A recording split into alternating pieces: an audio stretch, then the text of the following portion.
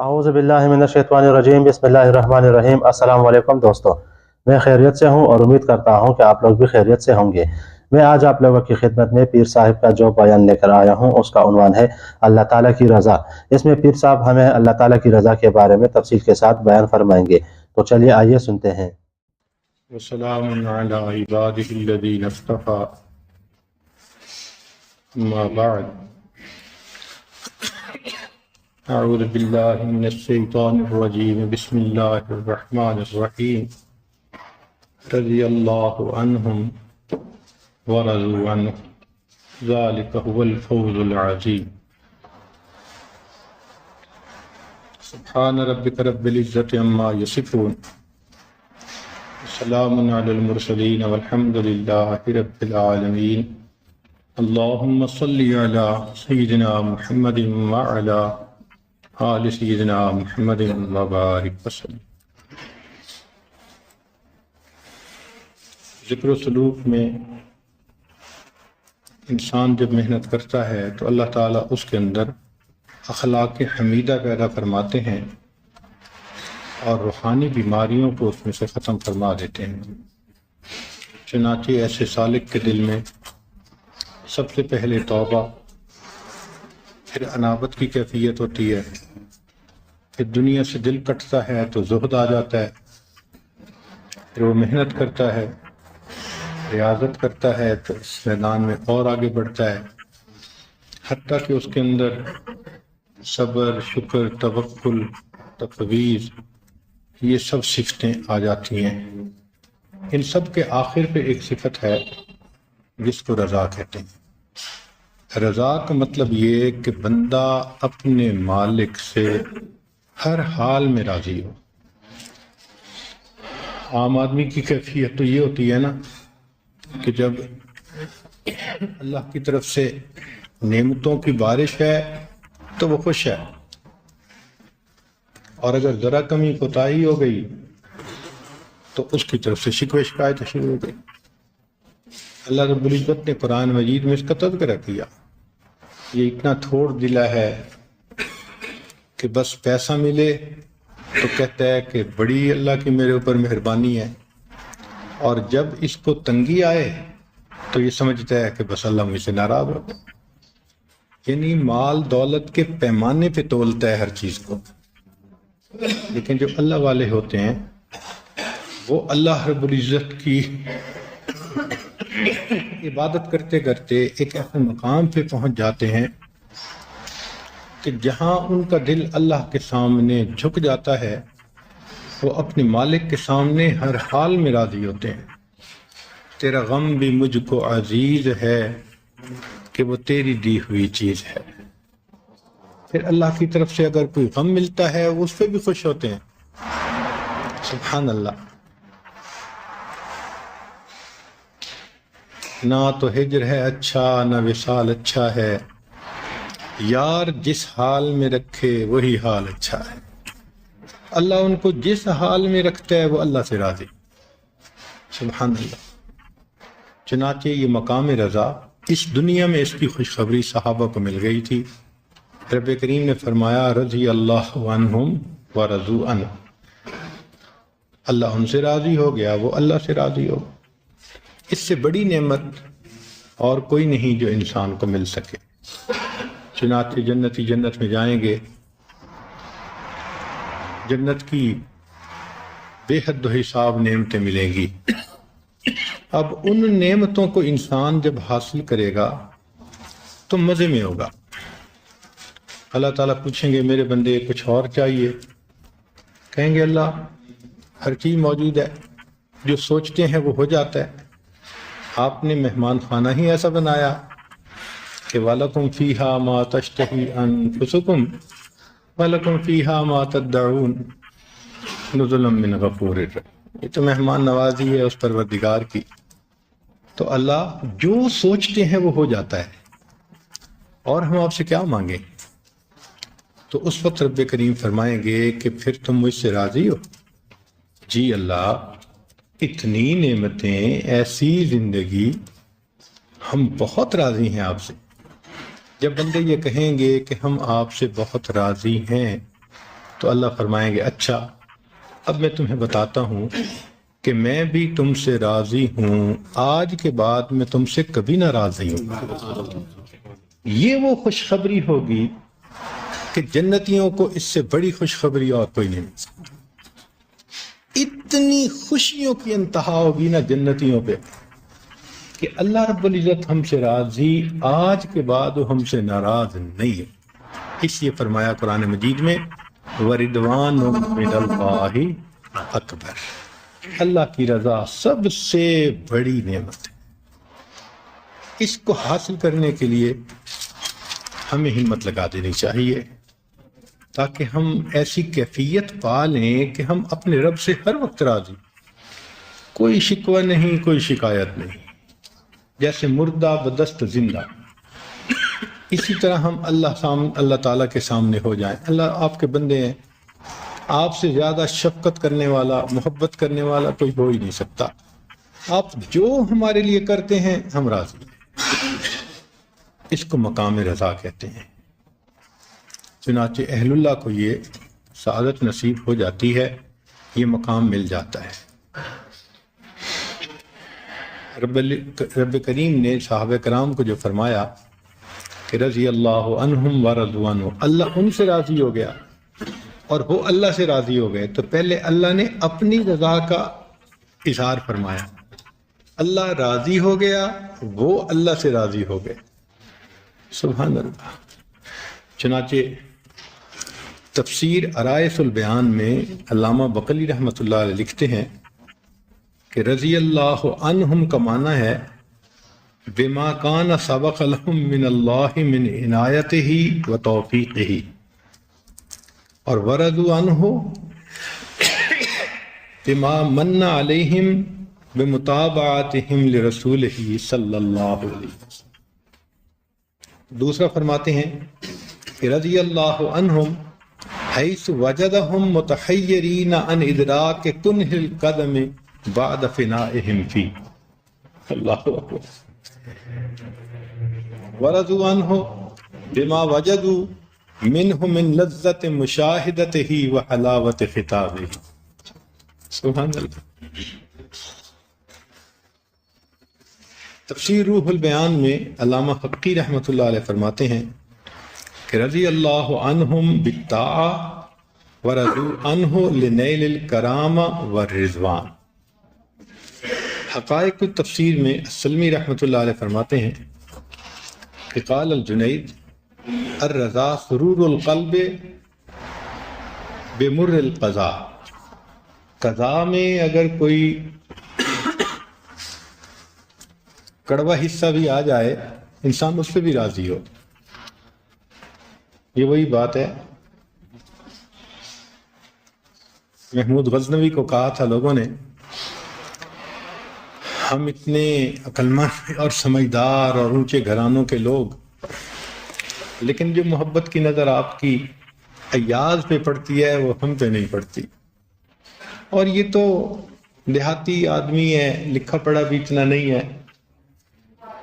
تو اس سے پوچھا پھر محمود نے کہ اچھا میں تمہیں بتاؤں گا کہ میں کیوں اس سے زیادہ خوش ہوتا ہوں۔ اب ایک دن بادشاہ نے ایک پھل منگوایا جو کڑوا تھا، بعض پھل بہت کڑوے ہو جاتے ہیں۔ اس نے کاشیں بنوائی اور جو اعتراض کرنے والے تھے نا سب کو بلا لیا اور سب کو بلا کے کہا کہ بھئی کھاؤ۔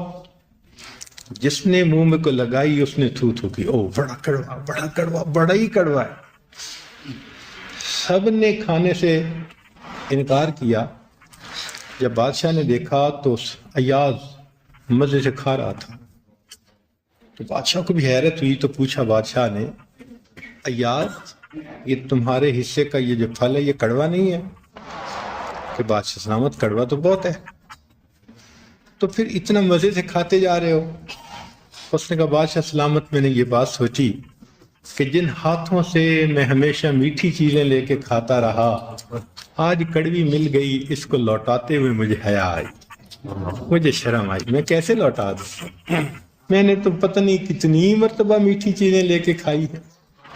تو ہم اپنے رب کے بارے میں یہی سوچیں کہ کتنی مرتبہ ہمیں نعمتوں کی مٹھائیاں ملی، تو اگر کہیں کوئی پریشانی والی کڑوی دوائی بھی مل گئی تو اس میں واویلا کرنے کی کیا ضرورت ہے؟ تو اللہ سے راضی رہنا یہ بہت اہم ہے۔ کہتے ہیں کہ ایاز کو یہ نعمت اس لیے ملی تھی کہ اس میں خاص خوبی تھی، دو خوبیاں تھیں اس میں جس وجہ سے وہ اتنا مقرب بن گیا تھا۔ کون کون سی نعمت تھی؟ ایک تو یہ کہ بادشاہ سلامت کی فرما برداری میں وہ سب سے آگے نمبر لے گیا تھا، جو حکم ہوتا تعمیل کرتا تھا۔ ایک مرتبہ بادشاہ نے لوگوں کو دکھانے کے لیے ایک ہیرا منگوایا موٹا سا، اور ساتھ ایک ہیمر بھی منگوایا، ہتھوڑا بھی، اور لوگوں کو کہا کہ لوگوں میں تم سب کی آج عقل کا امتحان لوں گا کہ تمہارا آئی کیو لیول کتنا ہے، تو میں دیکھتا ہوں تمہاری ڈیسیژن میکنگ کیسی ہے۔ اس نے ایک کو وہ جو کرسٹل کی چیز تھی وہ پکڑائی، کہتے ہتھوڑے سے اس کو توڑو۔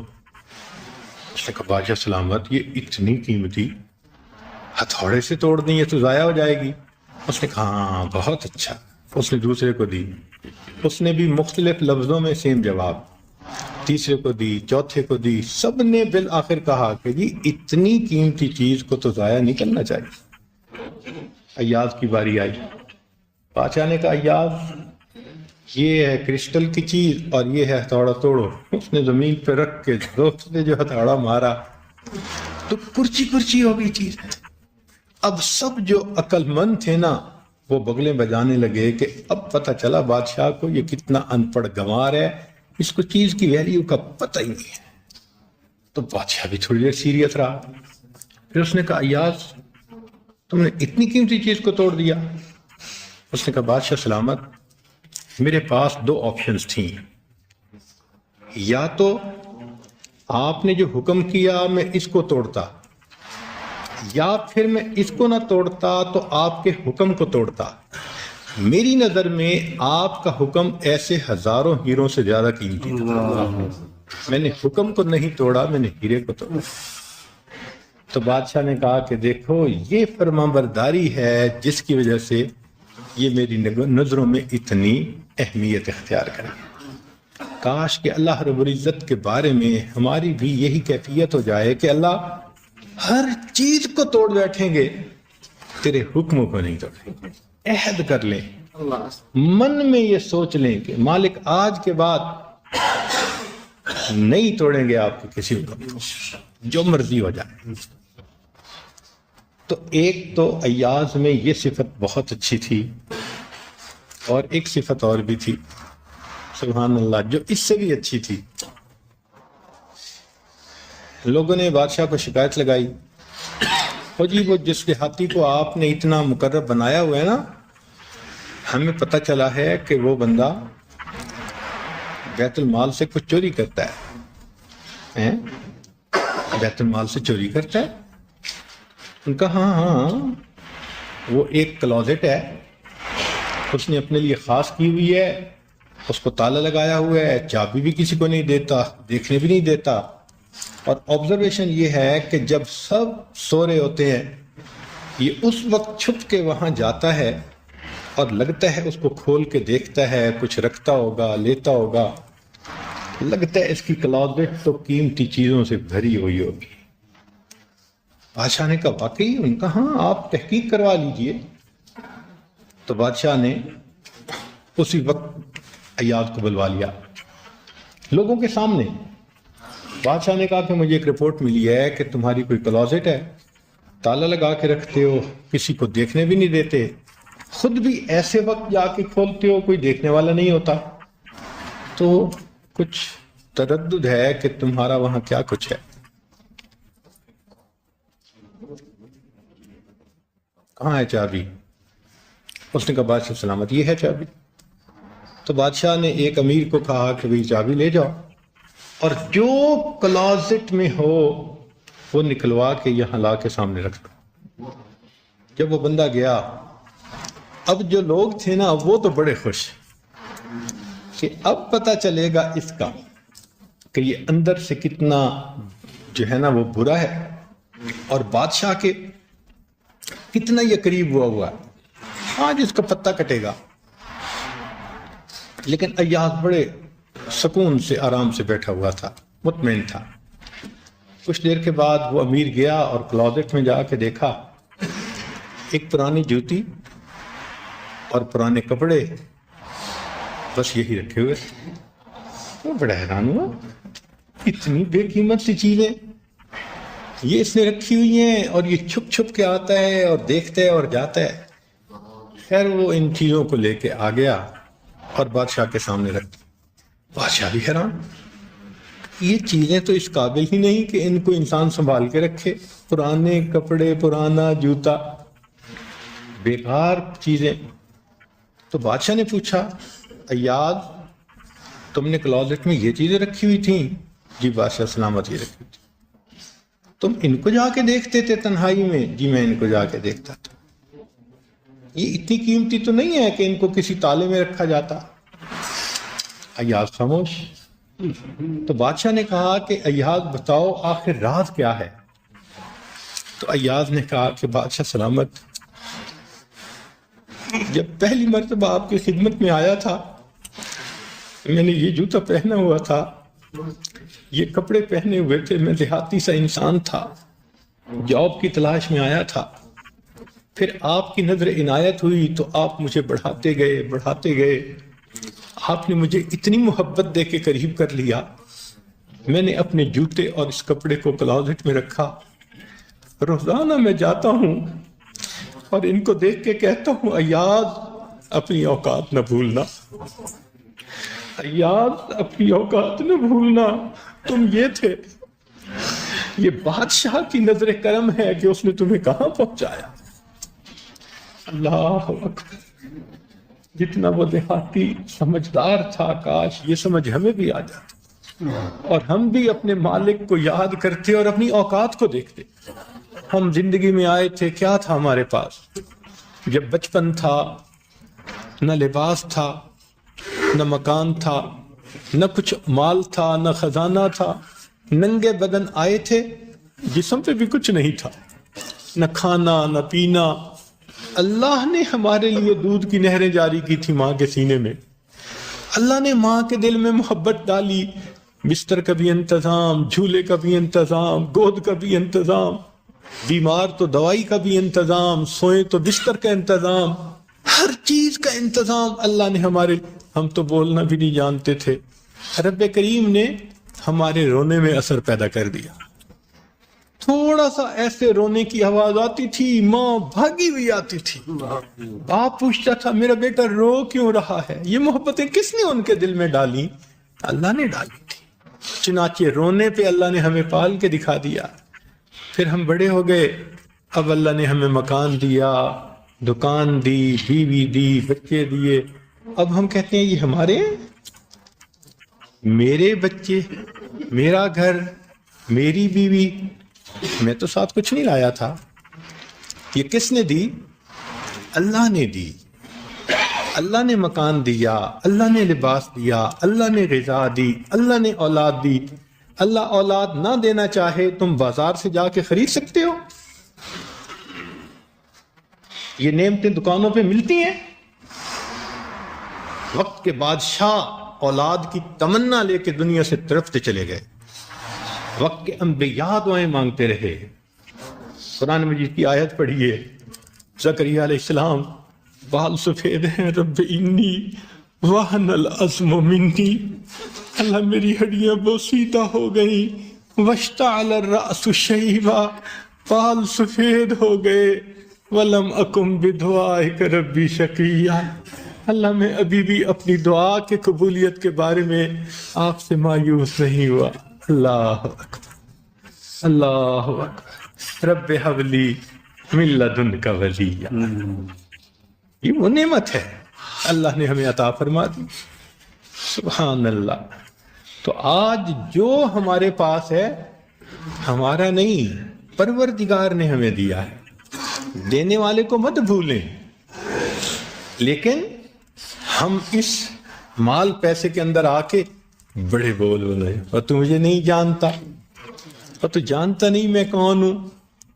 یہ تکبر کے بول یہ بندے کو فرعون بناتے ہیں، اور یہ وہی بندہ بولتا ہے جو اوقات کو بھولتا ہے. ہم اپنی اوقات کو کبھی نہ بھولیں، کبھی نہ بھولیں. کتنے لوگ ہم میں سے ایسے ہیں کہ انہوں نے بچپن میں ایسے ماں باپ کے ہاتھوں میں پرورش پائی کہ جہاں بس گزارے کا کھانا ملتا تھا، اور آج اللہ نے ان کو لاکھوں پتی بنا دیا، کروڑوں پتی بنا دیا. اس عاجز کی اپنی زندگی ماں باپ کے ساتھ جو گزری انتہائی سادہ زندگی تھی، انتہائی سادہ زندگی. پیدل چل کے سکول جاتے تھے اور شام کو پیدل واپس آتے تھے. جب 10ویں کلاس میں اچھی پوزیشن لی تو اس وقت بھائی نے کہا کہ اچھا کالج زیادہ دور ہے، تو اس نے مجھے سیکنڈ ہینڈ سائیکل لے کے دیا، اور سیکنڈ ہینڈ سائیکل کو میں روز دھوتا تھا، تیل لگاتا تھا، صاف کرتا تھا. اللہ نے نعمت دی ہے، اور اس پہ میں جایا کرتا تھا. واہ میرے مولا، پیدل چلنے والے بندے پر آپ کی کیا رحمت ہے. ہم اپنی اوقات کو کیوں بھولے.